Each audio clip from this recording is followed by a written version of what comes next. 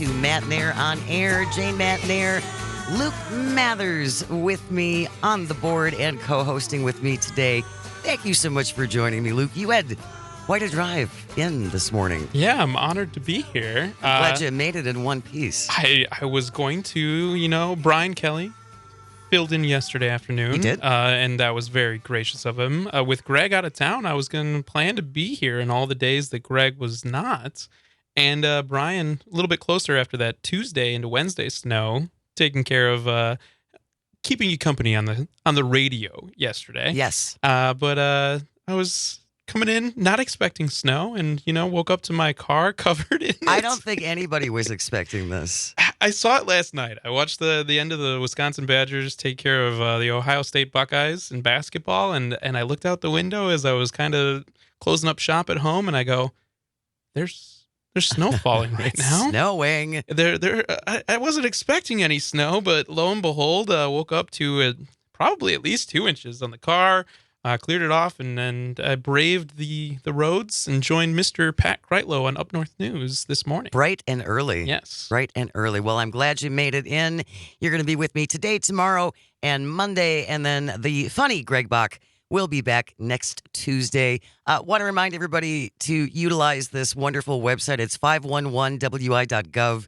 If you ever want to check on the roadways, it lists all the accidents and what they are and where they are all over the state of Wisconsin. Mm-hmm. So right now, we do have a couple things around the Wisconsin Dells area, the Madison area, and a couple in Milwaukee. But the rest of the state actually is not looking too bad. Some big changes coming in the weather, though. We have a winter storm watch that kicks in tomorrow and goes into Saturday. And then next week is going to get cold. Yeah. So a lot of snow to finish off this week, and then cold temperatures. Yeah, super cold. Start of next week. So that Monday, we're going to probably need a little extra hot chocolate or, something to keep us warm on that Monday. We'll see what's in the booze closet. We can have a little warming shot or something. All right. Your lips to God's ears. Right. If you ever want to join us, you can call or text at 844-967-2789. 844-967-2789. Or if you're watching on the live stream on Facebook, YouTube, and or Twitter, you can leave a message there as well. Dr. Kristen Lyerly will be here as she always is on Thursdays at 11 o'clock for our public service announcement. Stay close for that. Right now, though, we're going to start off with Speaker's Got Problems. Really? What kind of problems do speakers have? Like your Bluetooth is just not connecting properly? Different kind of speaker. Oh, different kind of speaker. Okay. Different kind of speaker. Assembly Speaker Robin Voss. I've heard of him. Back in the news. Been Speaker for 10 years. He's been representing the 63rd Assembly District since 2005. But Matthew Snorek of Burlington yesterday filed paperwork with the Wisconsin Elections Commission notifying them he wants to circulate a recall petition against Wisconsin Assembly Speaker Robin Voss. Do you think this has anything to do with the similar people that were recalling Tony Evers? Do we just have a rise of recalls here in Wisconsin? Because we famously had the recall of Scott Walker. There was the recall that circulated of Tony Evers. Now, Assembly Speaker Robin Voss. There's a lot of recalls going on. There are a lot of recalls going on. They're basically upset that he didn't support the bogus claim that the 2020 election was stolen. Oh, so not really, a valid reason, some would say. It does not seem valid, no. Robin Voss, in a statement, says this recall effort is, quote, a waste of time, resources, and effort. The effort today, no surprise, since the people involved cannot seem to get over any election in which their preferred candidate does not win, unquote. Yeah. What planet is this? I agree with Robin Voss. What do they say about broken clocks? Am I running a fever? I'm not sure. I only wish he had come to that realization about this being a waste of time, resources, and effort when it came to, I don't know, giving Michael Gableman $2 million. We spent a lot of money as a state on trying to find, some reason to say that an election was stolen, even though the only reason they were doing that was because they lost. So that's interesting that the speaker has come around on that issue. We don't want to be wasteful, apparently. Not anymore. Not now. Not Right. currently. In his notice to the commission, this Mr. Snorek wrote, Voss is blocking fair elections in Wisconsin. He misled the Wisconsin Assembly in the impeachment of Megan Wolf. Voss said, quote, I will try as hard as I can to make sure Donald Trump is not the nominee in 2024. Voss supported unlawful drop boxes. Wisconsin must move forward without Robin Voss in power. All right. That's a pretty strong stance to be putting out there, but I can't imagine, like, it's a very interesting dynamic in that assembly district that he represents because he only eked out a primary victory. Yes. The last time he was on the ballot, so 2022 now? Jeez, this feels like so long ago. Doesn't it? Yeah. Wow. Yeah. But he only won by a couple hundred votes. I think it was like 266 or something like that. And so it will be interesting to see what kind of signature support comes to a recall petition like this. Well, and what's interesting, too, is that in filing this paperwork, now Robin Voss can start fundraising unlimited amounts of money if he's going to face a recall. So that was one of those things that people that were upset with the recall of Tony Evers' effort were that Tony got that loophole. So yeah, I'm sure that there's going to be some people that are upset about that for Robin Voss, but I mean, he's the Assembly Speaker. There's no way that he doesn't already have enough access to campaign funds. So I guess this is just going to be a nice little windfall, or well, yeah, it gives him an open door to ask for more money. Like here in Wisconsin, campaign finance laws have been hollowed out, so there's pretty much an open door for that anyways. But it seems like he gets an extra track of it this time. In order to trigger this recall election, they have to gather 25% of the total number of votes for governor in 2022 in that district. So they have to collect 7,000 signatures over the next 2 months, rather. Okay. And again, this is what happens when you feed the monster. Yeah. He knew there was no fraud. There were 60 plus cases around the country, including several Trump judges who found no evidence of widespread voter fraud. Here in Wisconsin, the Wisconsin Institute for Law and Liberty, the conservative, pretty much attack dog for the lack legal of arm of the Wisconsin Republican Party. Right. They will go and they will sue and they will make a lot of noise around any issue that they want to. They did a research into it and found no widespread fraud in the 2020 election. Like, Wisconsin Institute for Law and Liberty said there's no there. And still. But yet again, he hired Gableman to go on this pointless search for evidence which did not exist, and that then you fed the monster. They needed to read Mary Shelley's Frankenstein. Exactly. The monster always comes back to get you. And you think you can control the monster, and you can't. You can't. You just can't. No, you never know what's going to happen. So it's pretty wild to see that now the tune has changed a little bit for the Assembly Speaker. There's a recall out there for him, and you're right. There is a backdoor for him to raise as much money as he wants while this is happening. So isn't that kind of a gift to Robin Voss? I think he's kind of, maybe he could view it that way, but I don't know.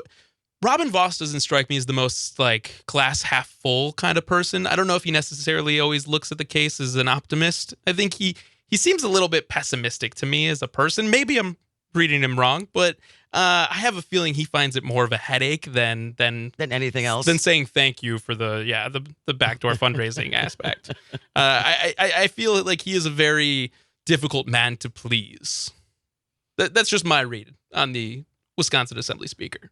I just find it interesting, too, that after ostensibly being the most powerful Republican in Wisconsin for easily the last decade, now he's getting a little pushback. It's got to be it's got to, be sending ripples through his universe.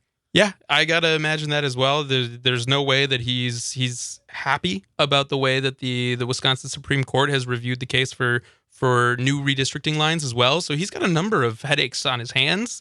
This is just a growing one, I think, when it comes to now fighting off a recall petition over the next 2 months. And Robin Voss has said too he's pretty confident that people in his district are fine with him. Are fine with Well, okay, maybe that's not exactly how he put it. They're fine. It's fine. They're fine with me. It's all good. People placate me. They accept me. They tolerate me. They're fine It's with me. fine. And I still wonder too, and especially once we get more information about what's going to happen with the redrawing of the maps, I think he's just setting himself up so he can slip away into the night and expand his popcorn empire or whatever it is he wants to do. He has referenced snowbirds quite a few times in recent years. Oh, really? And so, yeah, one of the tax proposals that he would like to have here in Wisconsin would implement a retirement grace tax, essentially. So you get tax-free retirement income here in the state of Wisconsin. Oh, yeah. To encourage snowbirds to have their primary residency Here. still here in Wisconsin. And, the fact that he's talked about snowbirds, Dan Schaefer over at the Recombobulation area, very keen on the fact that how often Voss is talking about them. But it is his reporting that has put it onto me that maybe Robin Voss wants to be a snowbird soon. He's kind of setting things up so that he could retire. Well, doesn't everyone make a pilgrimage to Florida? It sure seems. I personally don't like. Well, I agree with you. You couldn't pay me to go to Florida, even for vacation. I wouldn't go to Florida, but that's me. Yeah. But it does seem like among a certain set, there is a pilgrimage to be made to Florida once your fortunes change a little bit. Robin Voss, not the only speaker who's got some issues. We will kick that around when we return. Stay close. This is Matt Nair on air, coming to you across the Civic Media Radio Network.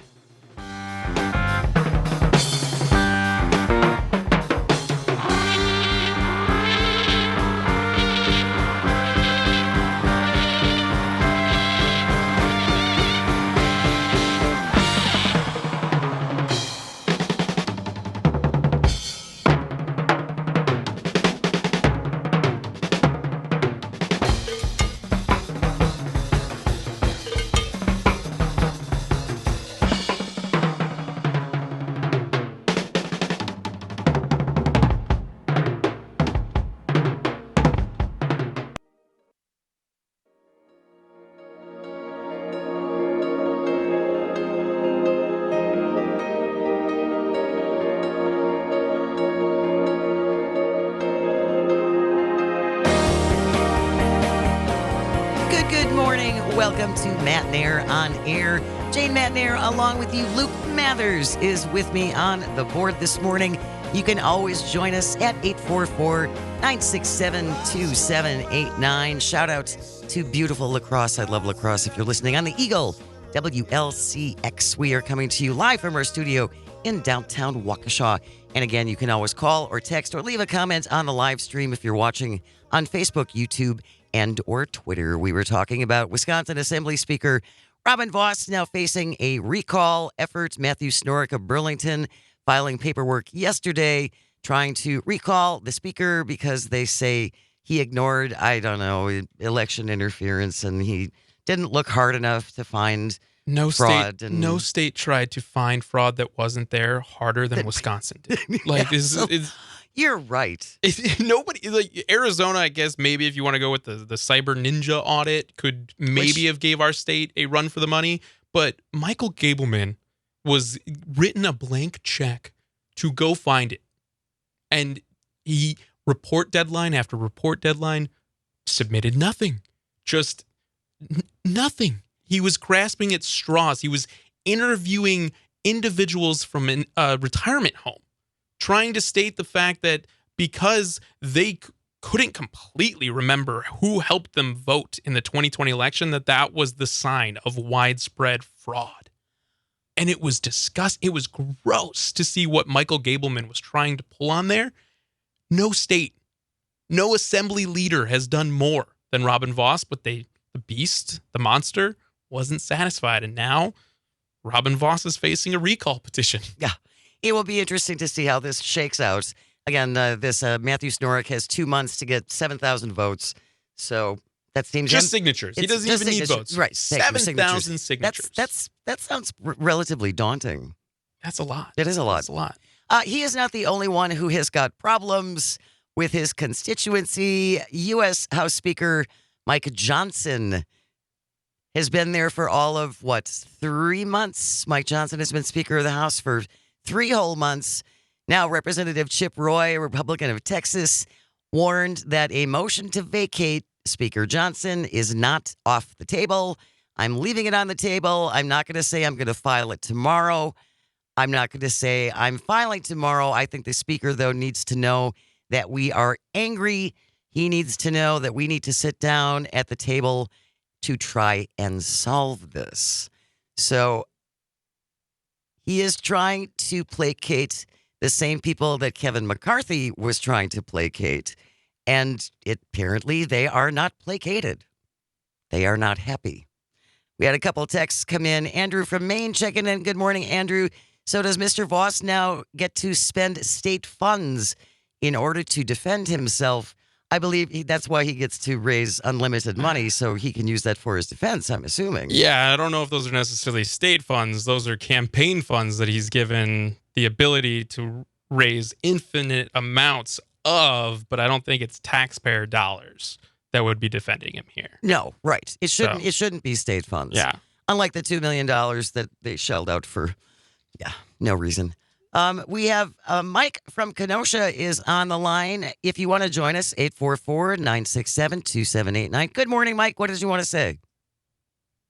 Good morning. Thanks for taking my call. You bet. As a regular talk show listener over the years, and also as somebody who has paid attention to local elections for a long time, I personally have tried to present forward to certain media groups evidence and testimony from others showing that whether it be Wisconsin or Arizona and others were good elections.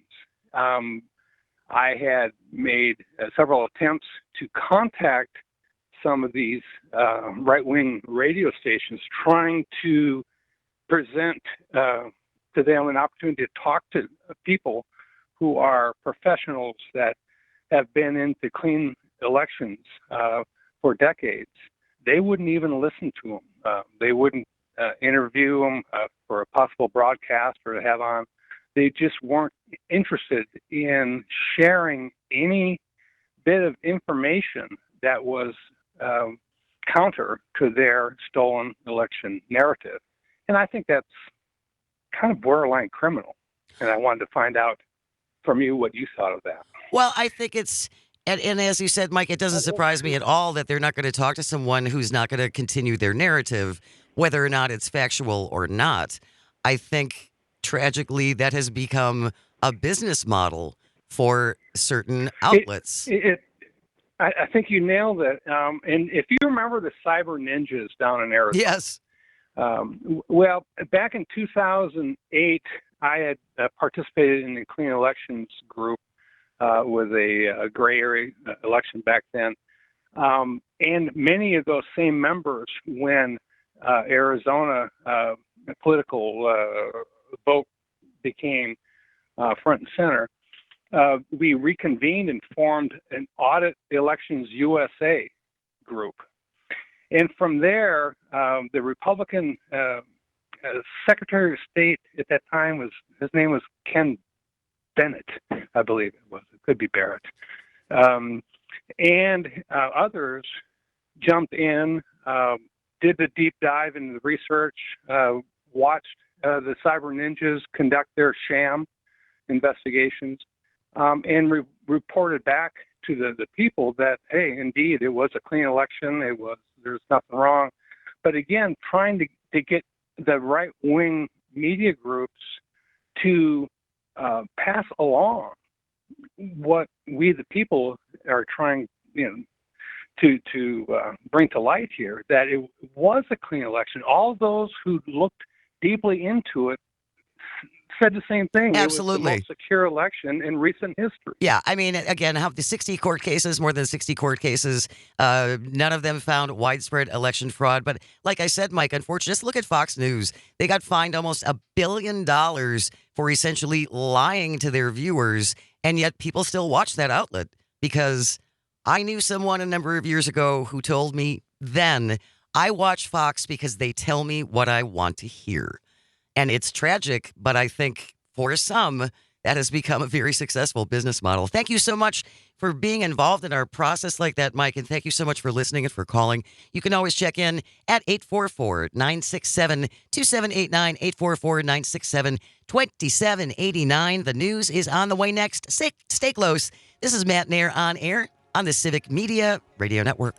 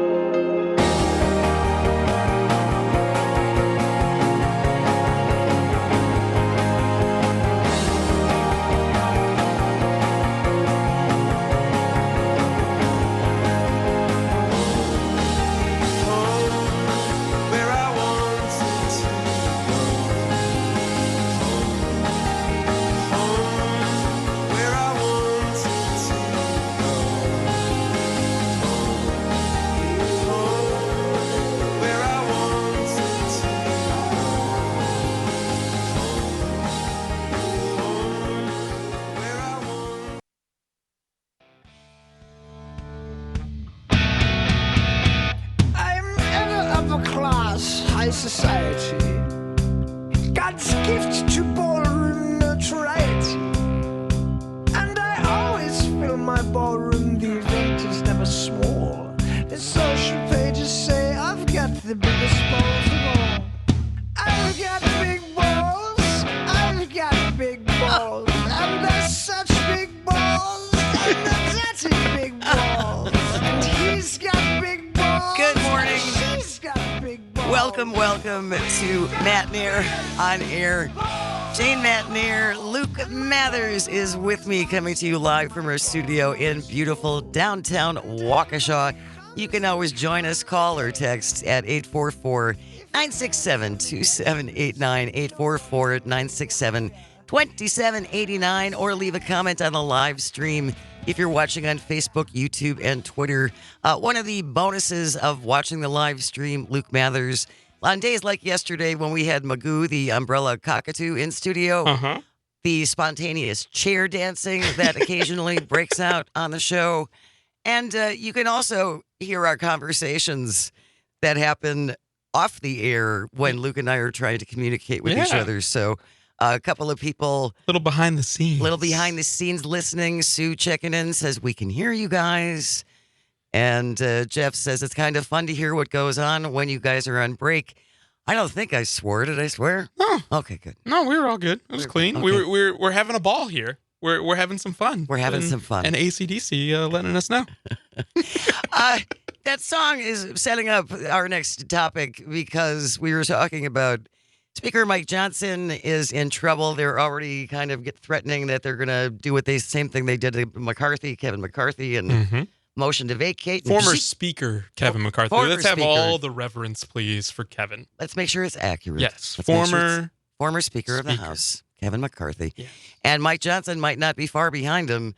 He's only been in the job for 3 whole months. It's only been 3 months? It's been 3 months. Oh, my goodness. And if you saw what happened in this House committee hearing yesterday, the House Oversight Committee, it was lunacy. It was Republicans in disarray, Ray. Yeah. They're having a hard time, what's the word? Governing. Getting things done. Yeah. For like people. Yeah. Winning elections, that's relatively easy. I'm not going to say easy, but in the scheme of things, easy. Mm-hmm. Governing, that's hard. actually doing Yeah, things. getting things done. As opposed to these performative things. Everybody knows. Everybody's got it's New Year, 2024. Everybody's got a checklist that they want to get done to kick off the new year. Funding the government is one of those things, on the checklist for the government to do here in January and in February. And seemingly, I don't know if it's going to get done. I don't know if it's going to get marked off the checklist. Yeah, that we'll find out in the next couple of weeks because these deadlines are coming up pretty quickly. So anyway, this House Oversight Committee hearing yesterday was all about Hunter Biden, and Hunter Biden showed up. Surprisingly, I think yes, it caught a lot of people off guard. It caught a lot of people off guard. Hunter Biden, along with his attorneys, unexpectedly showed up at the hearing where they were considering a resolution that, if passed, would set up a full House vote on whether to hold Hunter Biden in contempt of Congress for defying a congressional subpoena as part of the House impeachment inquiry against his father. So Hunter Biden shows up. He's sitting in the galley, with all the other spectators.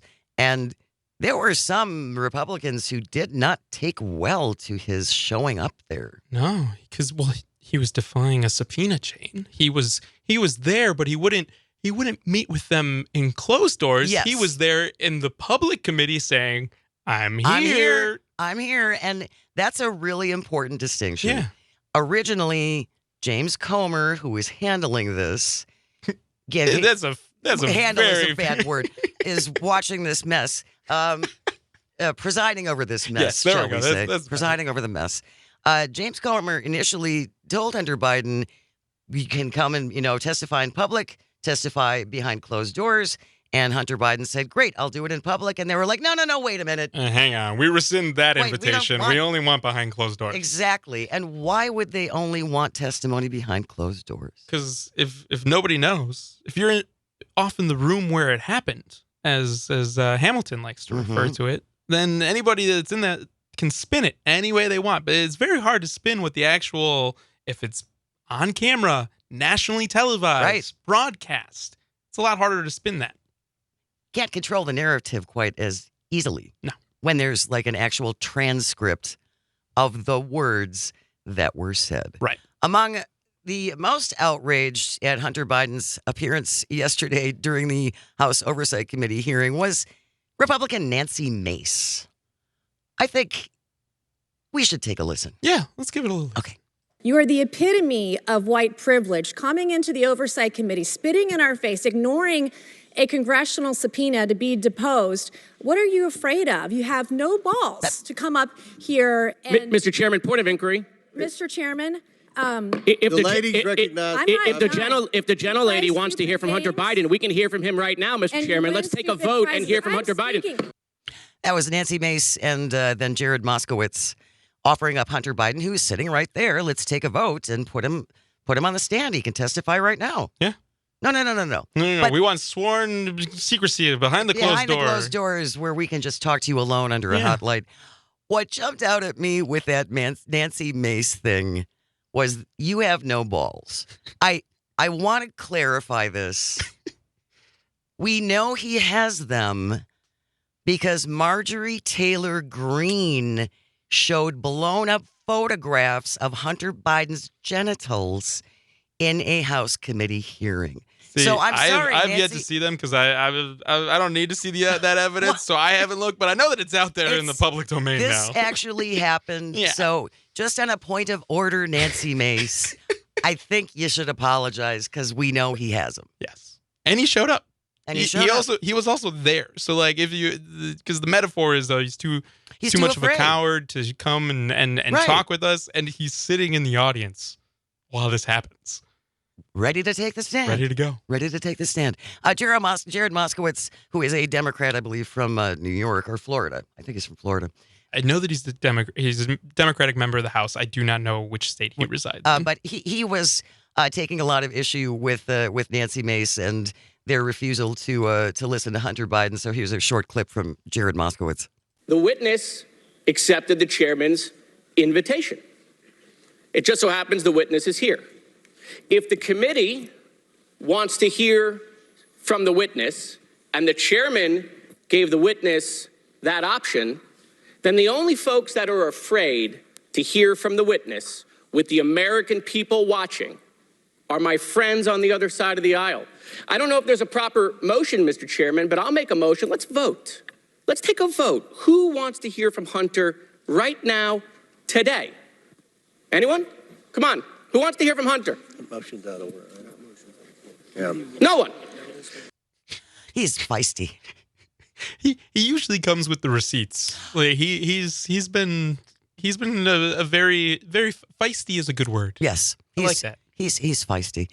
So again, I don't know how they can claim that Hunter Biden is a coward and is refusing to testify when he's sitting in the courtroom. And let's not forget, and Moskowitz put this in the record yesterday, of all of the subpoenas that Republicans received, including Jim Jordan and a number of others who have never complied with those subpoenas. So apparently, rules for thee, but not for me. Yes. That's a very strong mantra that at least the Republican elected officials in the U.S. House of Representatives seem to be living by.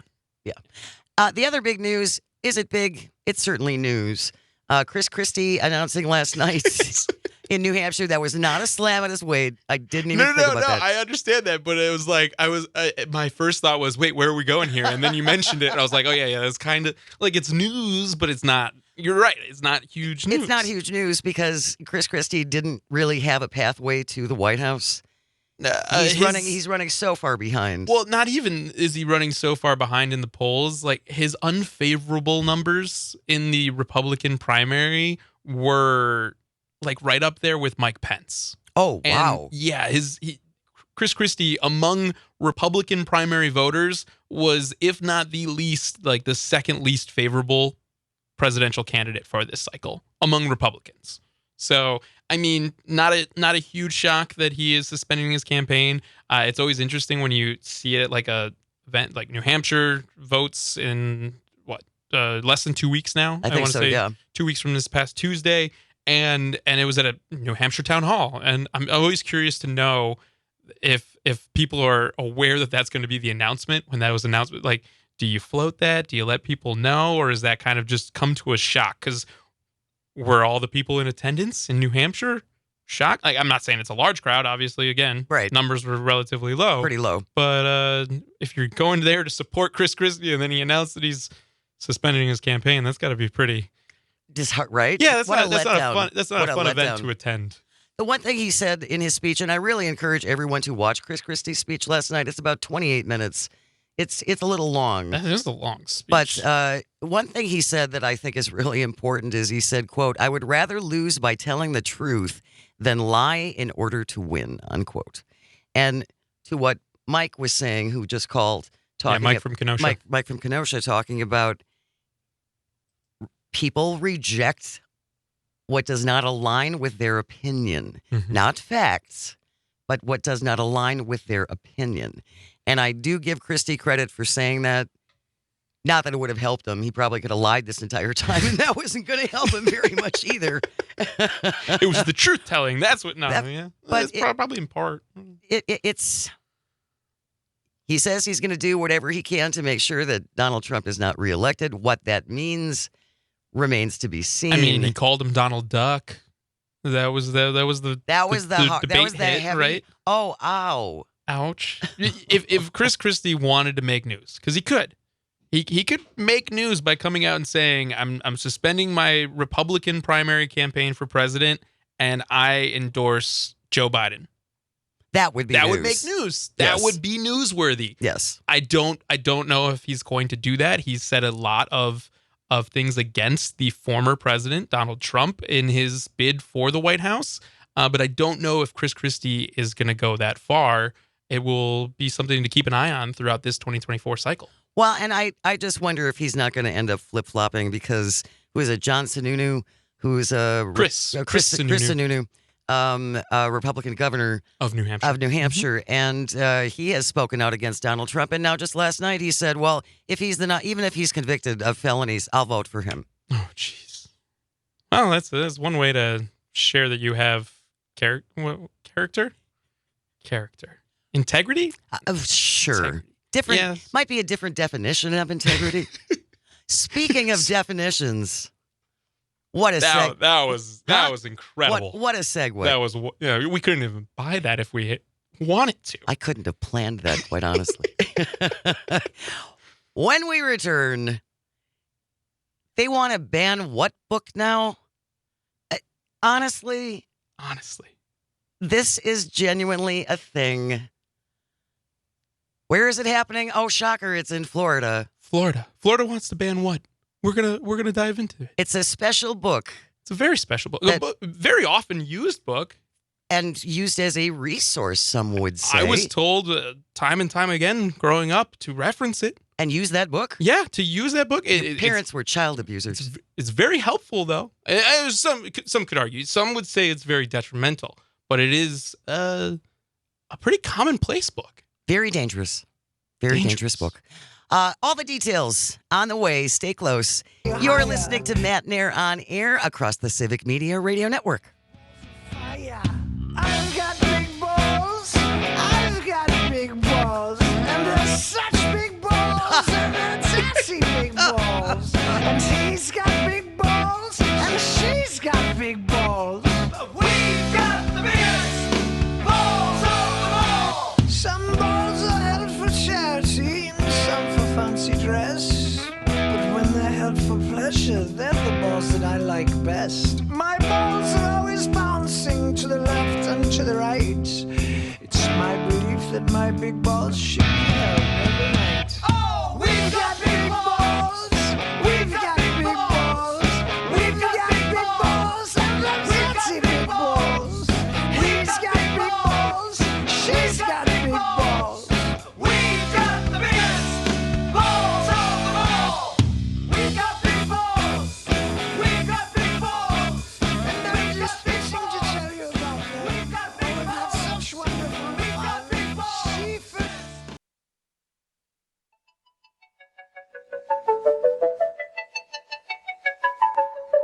Butterfly in the sky, I can go twice as high. Take a look, it's in a book, a reading rainbow. I can go anywhere, friends to know and ways to grow, a reading rainbow. I can be anything. Good morning. Thank you so much for joining us. Matt Nair on air, coming to you live from our studio in downtown Waukesha, all across the state on the Civic Media Radio Network. You can always join us. You can call or text at 844-967-2789, 844-967-2789, or if you're watching on the live stream on Facebook, YouTube, and or Twitter, you can leave a comment there as well. Book banning, very popular thing these days, Luke Mathers. Sadly. Yes, tragically. Now, the Escambia County School District in the Florida Panhandle has removed several dictionaries. What? Removed several dictionaries from libraries because they're concerned these dictionaries could violate Florida law. Wow. So Miriam- it's not necessarily that the libraries want to remove it. It's that they fear. They're afraid. They're afraid of retribution for having it in their library because of what is state law in Florida now? Yeah. Wow. Yeah. Wrap your head around that. The Merriam-Webster Elementary Dictionary, now among more than 2,800 books. Oh my gosh. That have been pulled from Escambia County school libraries and put into storage. This law that DeSantis signed in May of last year gives people the right to demand the removal of any library book that depicts or describes sexual content. So as a result of that, most of the libraries were shut at the beginning of the school year so they could go and review these things. 2,800 books eventually removed from libraries. They are being reviewed again, but this Merriam-Webster dictionary that they're concerned about, it defines sex as a sexual union involving penetration of the vagina by the penis. They can't say that. That's the most classical version of sex, and that can't even be included in, like, It's going to pollute our children's brains. So now definitions are dangerous. literally a reference book that is growing up time and time again. You ask what a word is and you don't know what you go look it up. You go look it up. Yes. I can't tell you how many times my parents told me, go grab the dictionary if you don't know what that word is. Your parents must have known my parents. Yeah. Because absolutely, go look it up. I'm not going to tell you. Right. And so a dictionary is not dangerous in the sense of having, like, it is more dangerous if it's on the top shelf and it accidentally falls on your child than being considered dangerous for this reason. Yeah. Sherry checking in on a live stream. Unbelievable. They are targeting dictionaries. Yes, Sherry, it is mind-blowing. 844-967-2789. Just to reiterate, in Florida, the Escambia County School District has removed the Merriam-Webster for elementary school students because definitions are dangerous. We have David from San Francisco is on the line. Good morning, David. Thank you so much for joining us. What did you want to say?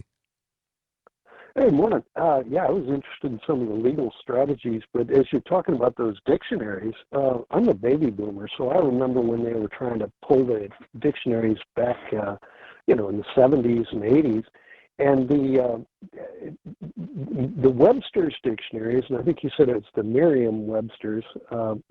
Webster was considered like a stodgy old fart, and so his dictionaries were the ones that the churches used, and so for a Webster's dictionary to be yanked is kind of ironic because the John Birchers that were trying to yank the dictionaries in the old days were trying to yank the American Heritage Dictionary, which was much more comprehensive and useful. Yeah, there were tens of thousands of words that Webster's would never publish. But as I heard you talking about the legal strategies, I keep hearkening back to the issue that Donald Trump is organized crime. And the legal strategy that he has to use has to serve organized crime. And it's not just the bomb threats, but it's the idea that he has ultimate power. The idea that that anybody that opposes him has to be crushed. And so to develop a legal strategy that has the authorization of the U.S. government to crush opposition, to authorize murder, to give immunity from prosecution, it's pure organized crime. And the idea that that big business, in the old days, you could at least count on a businessman to oppose something like that. Because they knew that they didn't want to be murdered by their competitors. But when you start reading some of the books about the rise of organized crime, J. Edgar Hoover discovered that Meyer Lansky and the money launderers of organized crime from the 30s, 40s, 50s. David, we're just up against the clock here. Thank you so much for calling. And I think David makes a really interesting point. As far as this legal strategy by Donald Trump's lawyers essentially saying that he's not guilty of anything, you can't convict him ever of anything.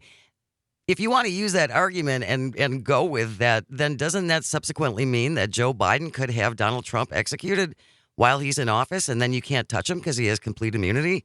Isn't that how that argument goes? Well, no. It's again, back to earlier in the hour, rules for thee, And not for me. So they want individuals to comply with subpoenas when they issue them, but they don't want subpoenas to apply to them. They want complete and utter immunity, but they want to be able to not. They don't want their political opponents to have that. No. So, well, and just a closing shot: protect your children. Keep them away from those dangerous definitions, dangerous dictionaries.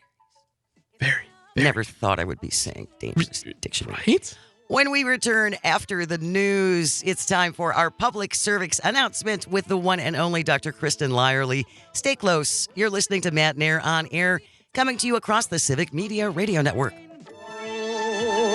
I can go anywhere. Friends to know and ways to grow. A reading rainbow. I can be anything.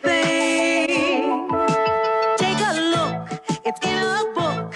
A reading rainbow.